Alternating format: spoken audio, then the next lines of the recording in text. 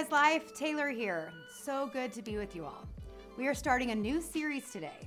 We're going back into the Old Testament and looking at some of the heroes, the characters that led incredible lives, and that ultimately their lives and stories point us to Jesus.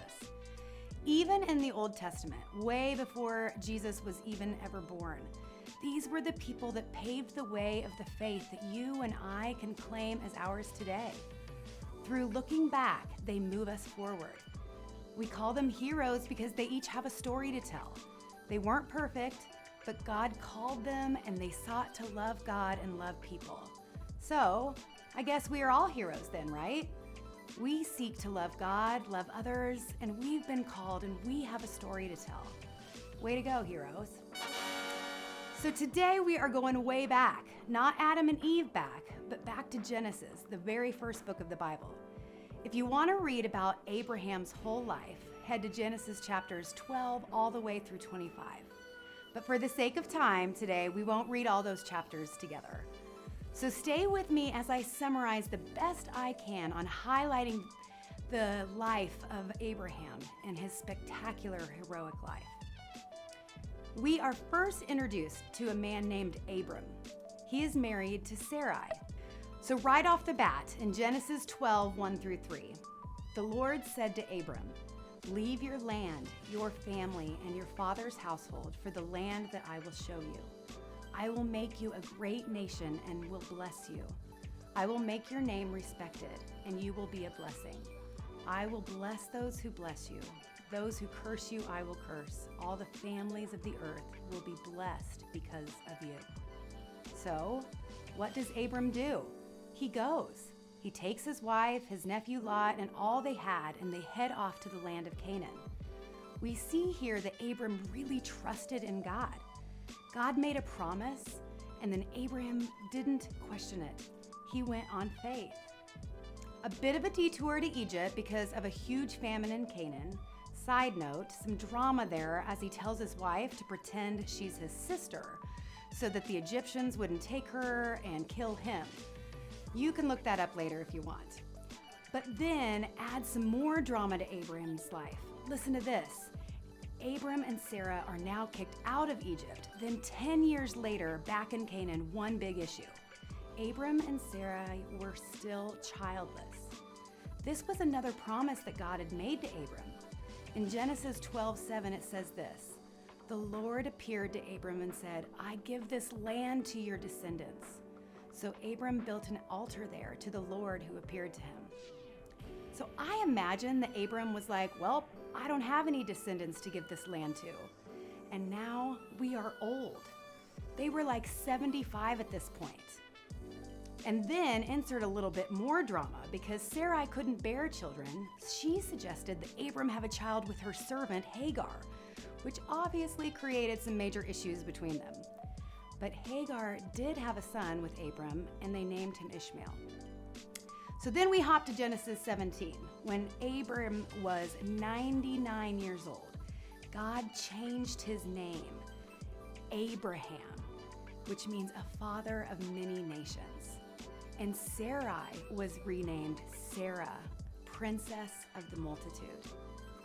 Abraham was given certainty that Sarah would have a son.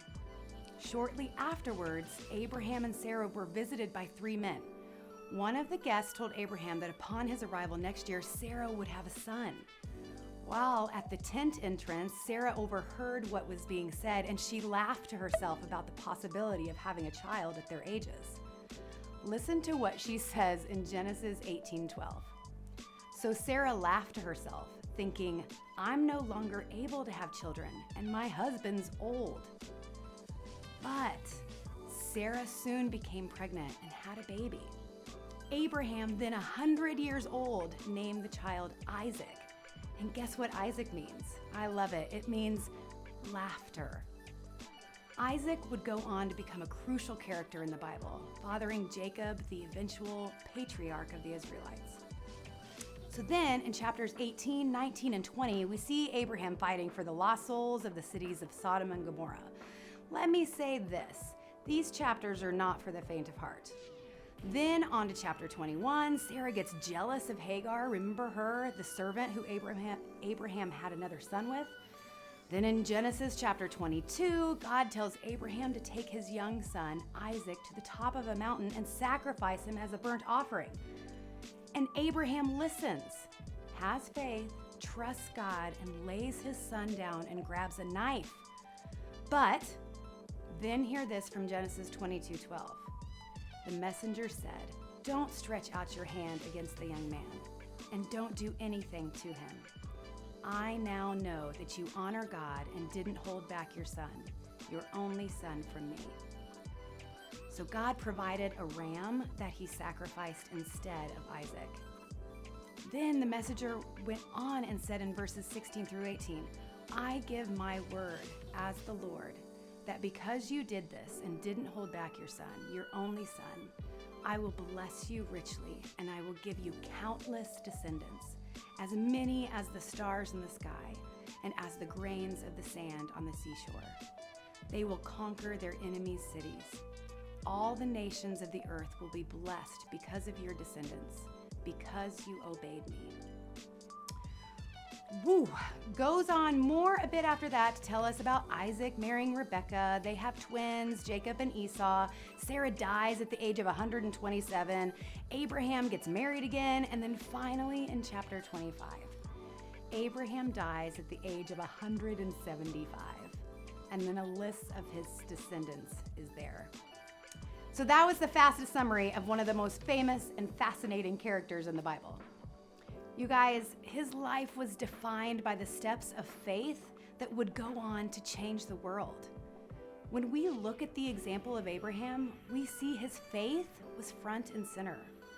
So what's it like for us as Christians to walk by faith every day? We learn from Abraham that his focus was on God's power to fulfill his promises and not on the circumstances he was facing. Abraham knew that God was willing and able to keep every promise that he made. So, two things here as we wrap this up that I want us to ponder. First, does your faith inspire you to live beyond your comfort zone? Comfort zones can be difficult to break out of, but by examining Abraham's example, we can learn a lot about the kind of faith that's necessary to live differently. Comfort zones are just that, comfortable. We gravitate towards what's familiar or what is safe, what we can control.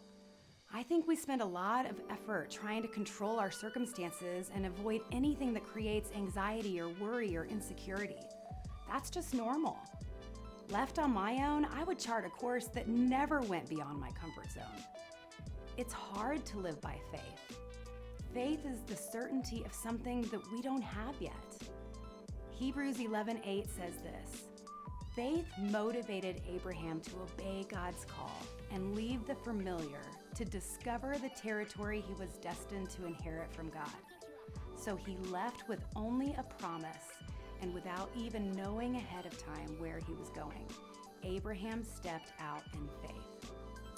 Abraham did not get to know where he was going, what he would experience, how he would get there, what his journey would look like, how long it would take, or what his life would be like. He had nothing but the promise of God. God sometimes wants our obedience before our understanding. Listen to that again. That is faith. God sometimes wants our obedience before our understanding. Think about when Abraham was sent up that mountain to sacrifice his only son. He didn't understand that, but Abraham always trusted in God's promise. And for us, trusting in God's promises is a decision that will never fail us either. So I would ask you, in light of learning about Abraham and his story, what do you need to do to step out in faith? To crash through your comfort zone? Is that maybe speaking up when normally you don't, if you see an injustice? Is that letting a friendship go that isn't healthy?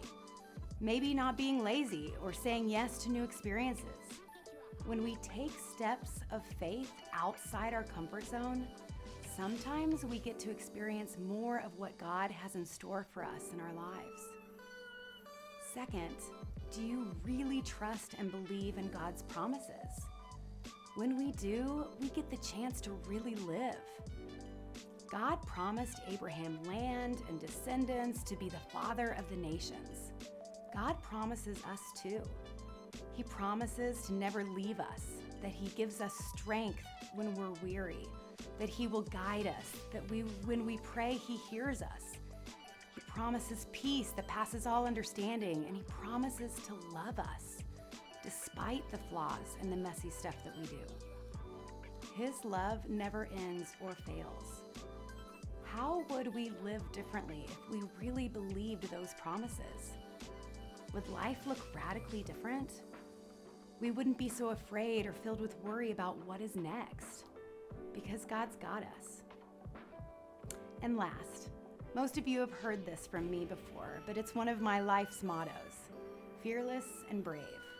I've even got it tattooed on my arm, so I guess I really better try to live it. I repeat these words to myself every day, and I have my boys say them out loud before they ever leave the house. Fearless and brave. Fearless meaning that life isn't going to be easy, and it will be hard sometimes to see and be the good, but in faith, we can live without fear and with confidence because God's got us, no matter what. Fearless living is not knowing what is ahead, but trusting that God is in control. And brave is going out every day knowing that you can do hard things, being kind in an unkind world, loving our neighbor, stepping out of our comfort zone, being willing to stand up for the ones that life knocks down.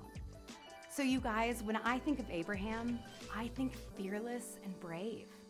So let's do the same. Let's strive to step out in faith, shed our comfort zones, rest secure in God's promises, and let's go be fearless and brave like Abraham.